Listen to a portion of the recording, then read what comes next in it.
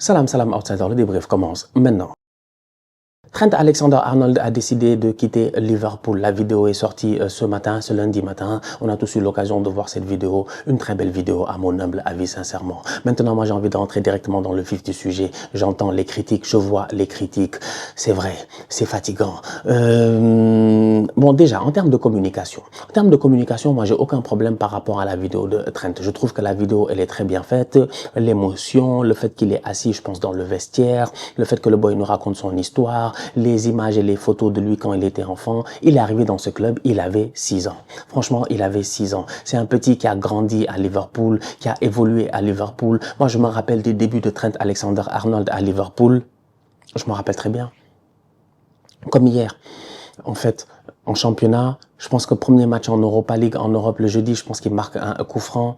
Je pense, et sincèrement, je m'en rappelle très bien. En fait, je me rappelle même, je pense, je sais pas si j'avais tweeté ou j'avais mis sur les réseaux, j'avais mis un truc, j'avais dit non, le boy là, en fait, il est bizarre, mais il est fort. Et on a vu son évolution, tu vois. Donc, franchement, pour moi, la vidéo résume bien le personnage. Il a l'air d'un bon boy, il a l'air d'un bon garçon. C'est un vrai scouser. C'est un petit de Liverpool. 20 ans à Liverpool, c'est-à-dire que tu es arrivé à 6 ans, aujourd'hui tu as 26 et tu quittes Liverpool. Pour moi, tu as tout donné à Liverpool. Maintenant, le problème, il est simple. Le problème, il est dans le principe. C'est qu'aujourd'hui, on peut parler. De la même manière, on parle de temps en temps, je suis en train de parler, comment on appelle ça, de l'esprit, de la lettre et machin et tout. On peut parler aujourd'hui de principe. Dans le principe, un joueur qui est formé dans un club, qui a passé autant de temps dans un club, qui quitte gratuitement, c'est un problème. Mais c'est pas la première fois qu'on voit ça. Le Paris Saint-Germain a acheté ici Kylian Mbappé. Ils l'ont pas formé, mais ils l'ont acheté. Mbappé est parti gratuitement au Real Madrid. Le Real, ils ne font que cela. C'est la raison pour laquelle j'ai appelé aujourd'hui Arteta. J'ai dit à Arteta, s'il te plaît, William Saliba, son contrat finit en 2027. Là, à la fin de saison, tout de suite négocier, rajoute une année. Rajoute une année. Mais ça à 2028, mais ça à 2029, parce que j'ai pas confiance à Florentino Pérez. J'ai pas confiance à ces bandits, ces lascars. Ils ne font que cela. C'est comme ça qu'ils sont allés chercher David Alaba. Le Bayern lui a dit, David, viens ici. Il a dit non, je vais là-bas.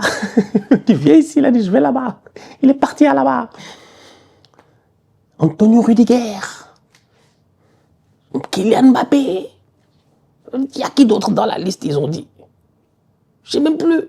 Chaque année, il y a un boy, ils vont chercher comme ça gratuitement. Le Real, eux, ils dépensent pas. Ils vont le chercher gratos. Après, ils vendent l'équivalent de ce qu'ils auraient payé en transfert comme maillot. C'est incroyable. C'est le Real Madrid. Je te dis que Mbappé, ils auraient dû payer au moins 200 millions pour Mbappé. Je peux jurer que depuis le début de la saison, je suis convaincu que si on sort les chiffres là, ils ont récupéré au moins près de 500 millions en vente de maillots de Mbappé ou de 200 et quelques millions, je ne sais pas. Appelez Adidas, ils n'ont qu'à nous dire les ventes de maillots de Mbappé, c'est abusé. C'est des truands. Mais pourquoi? Parce que c'est le Real. Parce qu'ils ont le statut. Parce que c'est la monarchie du football. C'est le top du top. Franchement, c'est eux Forbes. C'est eux Forbes. C'est eux les hommes les plus riches au monde, franchement. C'est eux. On peut rien contre eux. Donc du coup, tout le monde veut aller là-bas. Donc le Trent Alexander-Arnold, formé au Real Madrid, formé à Liverpool, qui a vécu Liverpool, qui habite là dans le quartier, il sort, on le prend comme ça avec la main, on l'amène, on l'inscrit, on lui dit signe ici. Le Trent, parce que Trent c'est un enfant, il sait pas encore ce qui se passe. Il a 6 ans, il a 7 ans, il sait pas ce qui se passe. On lui a dit signe ici, il a signé ici. C'est ce Trent-là aujourd'hui, c'est un grand garçon. Il a dit je vais à Madrid. Et donc Liverpool récupère 0. C'est ça le problème. C'est quand un joueur quitte gratuitement et qui part là en fin de contrat, c'est 0, c'est gratuit. Trent sur le marché des transferts aujourd'hui, on se pose calmement. Trent, il sait défendre, il sait pas défendre, c'est pas mon problème. Il coûte combien? Mais Trent aujourd'hui, si tu as pas mis aujourd'hui minimum, je dis 80, 90, t'as pas Trent. T'as pas Trent. T'as pas Trent. Tu l'as pas. T'as peut-être Arnold, le dessin animé. Tête de ballon de football. Peut-être t'as Arnold, mais t'as pas Trent Alexander. Franchement, on va être sérieux. 80 millions, 90, 100 même peut-être. C'est ça que Liverpool, ils ont vu passer comme ça. Moi, je comprends les supporters qui sont fâchés. Mais d'un autre côté, ces supporters, j'ai envie de leur dire, vous savez, dans le monde dans lequel on vit aujourd'hui. Non, c'est vrai. Dans le monde dans lequel on vit aujourd'hui, les générations ont changé. Les choses ont complètement changé. Moi, je viens d'une génération où it's difficult for us to settle down. Tu vois. Les anciennes générations, c'était des générations post-guerre. Ils ont vécu trop de guerre, franchement. Ils ont vécu trop de guerre. Les pauvres, ils ont souffert. nos parents, nos grands-parents, machin. Ils ont vécu Première Guerre mondiale, puis ils ont vécu Deuxième Guerre mondiale, puis ils ont vécu Guerre froide, puis ils ont vécu Guerre du Golfe, ils ont vécu... Jusqu'à aujourd'hui, il y a des guerres, ça, je dis par le contraire, tu vois. Je ne dis pas le contraire, tu vois. Mais, il y avait moins de déplacements dans le monde. Les gens étaient chez eux, tu vois. Donc, du coup, tu étais chez toi, dans un environnement je sais pas, on va dire Deuxième Guerre mondiale, je regarde à peu près mes parents, qui sont nés bien après la Deuxième Guerre mondiale.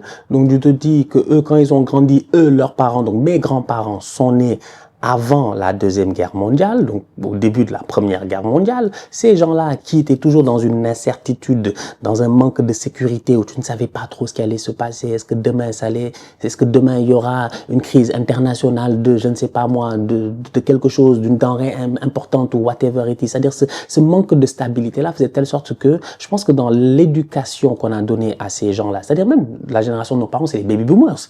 Les baby boomers, hein, l'éducation qu'on a donnée à ces baby boomers-là, c'est de leur dire que restez dans la sécurité. T'as un boulot, bouge pas. C'est franchement... Nous tous, on nous a dit ça. Qu'est-ce que tu veux faire? Il faut être médecin. On m'a dit, il faut être médecin. J'avais été médecin. Les opérations. J'allais charcuter des êtres humains. Tu es médecin pour aller où? On n'est pas tous faits pour être médecin. Il faut être des avocats. J'ai dit, moi, j'ai la tête... Oh, je suis pas un inspecteur. Il faut être des grands banquiers. C'est ce genre de boulot-là qu'on nous disait de faire. Parce que c'était la sécurité, quoi. C'est les genres de boulot où tu sais que franchement, t'as un boulot. Ah, Dieu merci, reste là-bas. Tu vois, les gars, ils sont restés 20 ans, 30 ans, 40 ans dans un boulot. La nouvelle génération, aujourd'hui, oublie ça, franchement. Moi, je fais partie de cette génération-là. Je parle même pas de mon petit frère, ma petite sœur. Ces bandits-là, qui, eux, en réalité, n'ont aucune attache. Et c'est comme ça que les boys y vivent aujourd'hui. Mais ça veut pas dire qu'on manque de respect. Mais moi, je les comprends sincèrement. Vos affaires de Francesco Totti, Maldini, machin, je sais pas quoi. J'ai passé toute ma vie dans un club. Je m'appelle Steven Gerrard. Je suis prêt à mourir et tout. Je suis pas un tocard. Ça concerne que vous. Nous, ça nous intéresse pas. Aujourd'hui, les boys, ils arrivent, ils signent un contrat, ils jouent, tu les respectes, ils jouent. Les boys sont indépendants. Ils ont envie de tout donner pour le maillot. Ils vont tout donner pour le maillot. Ils respectent le club, ils respectent le maillot et tout. Mais tu peux pas aujourd'hui être là à t'attendre à ce que des boys de cette génération-là passent leur vie dans un club. Je suis désolé, ça marche pas comme ça. Le monde, il a changé. Aujourd'hui, si tu as l'opportunité d'aller explorer autre chose, c'est pour ça que je parle même d'exploration, parce que les choses ont changé. Les boys ont envie de découvrir. Moi, je les comprends, franchement. Moi, j'aurais passé 20 ans dans le... Attends, imagine-moi, je suis né à Dakar, j'ai grandi à Dakar. C'est exactement pas. Imagine, je suis né à Dakar, j'ai grandi à Dakar. Je perce à Dakar. Je joue au football à Dakar. Le championnat sénégalais marche très bien. Le championnat africain marche très bien. Mon club a gagné la Ligue des Champions, machin, tout ça. Je suis à Dakar, je suis là dans la ville. Je suis jamais sorti de la ville. Et franchement, je suis désolé. À un moment donné, moi, je reste pas là-bas entre Yoff et puis Ouakam. Hein. J'ai d'autres choses à faire. Je veux découvrir le monde. Si on m'offre un contrat en MLS, je pars. Si on m'offre un contrat en Égypte, je pars voir les pyramides. Si on m'offre un contrat, je ne sais pas, en Afrique du Sud, je vais aller faire du safari. Je sais pas, en fait. C'est-à-dire qu'à un moment donné, sincèrement, les nouvelles générations, ils aiment explorer. Ils ont besoin d'aller tenter de nouvelles choses. Moi, c'est comme ça que j'explique le choix de Trent Alexander-Arnold. Je suis désolé, on n'est personne pour être là à dire que le boy devait rester, machin et tout cela. J'en veux à Liverpool. Si Liverpool a envie de récupérer de l'argent, mais vends-le il y a 2 ans. Liverpool, ce qui les a tués, c'est le départ de Klopp. C'est ce qu'on nous dit pas. Mais j'en arrive à cette conclusion. Si Klopp ne part pas, les choses se passent autrement. Mais Klopp lui-même, il sait qu'il va partir l'année passée. Klopp, il sait qu'il lui reste 1 an. Les boys sont là, ils donnent tout avec lui. Malheureusement, ça ne marche pas comme ça devait marcher. Quand Klopp dit qu'il part, c'est dur pour les autres de renouveler leur contrat. C'est pas pour rien que Salah, Van Dijk, Trent, jusqu'à aujourd'hui, on était en train de dire ils vont renouveler quand? Tu vas renouveler pour aller où?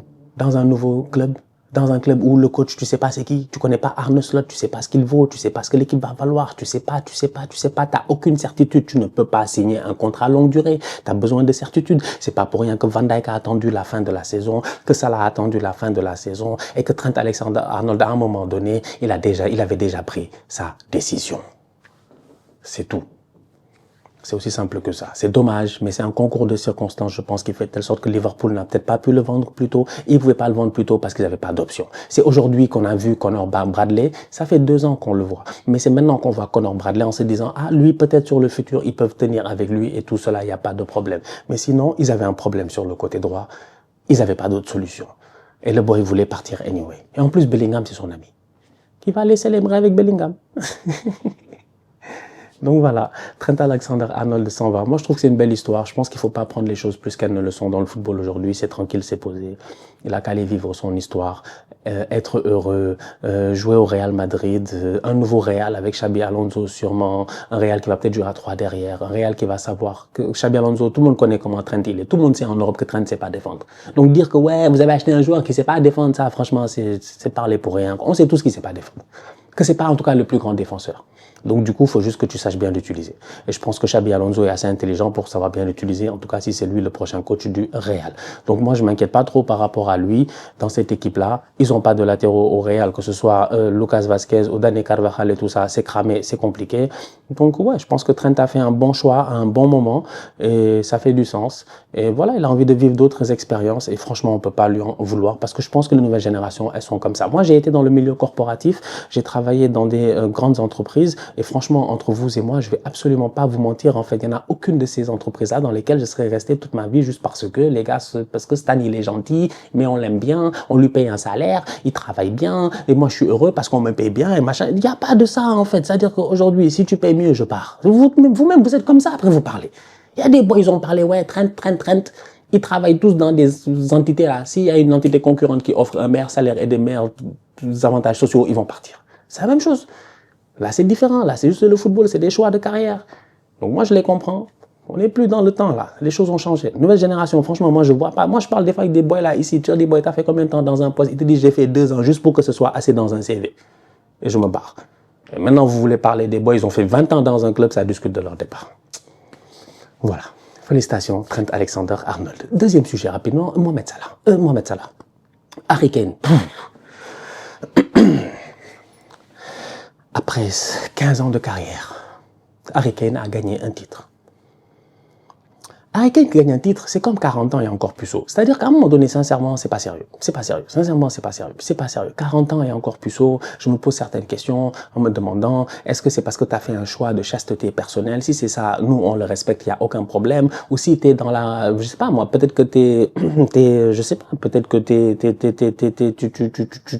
tu pratiques un travail religieux qui, voilà, qui t'interdise certaines choses et tout. Franchement, nous, on n'a pas de problème par rapport à ça, quoi. Tu vois, nous, on est ouvert d'esprit, chacun fait ce qu'il veut et tout. C'est juste que moi, Harry Kane, sincèrement, c'est 41 ans encore plus haut. Comment Harry Kane, il n'a pas gagné le titre? Comment Harry Kane n'a pas gagné le titre? 40 ans. Il n'a pas gagné de titre. Harry Kane. Mais je m'en fous de sa saison. Je m'en fous. Je sais qu'il a marqué des buts. Je sais qu'il va finir meilleur buteur. Je sais que c'est le meilleur. C'est un grand buteur, c'est un tueur, c'est un top player. On l'a vu à Tottenham, il nous a fatigués, nous, Arsenal, dans les derbys, les machins. Harry Kane, c'est un grand joueur. Malheureusement, il n'a jamais gagné. Un chat noir, un malchanceux. Il arrive au Bayern première année. Le Bayern perd tout. Le Bayern est éliminé de la Ligue des Champions. Ils sont éliminés de la Coupe d'Allemagne. Ils perdent le championnat face à Leverkusen.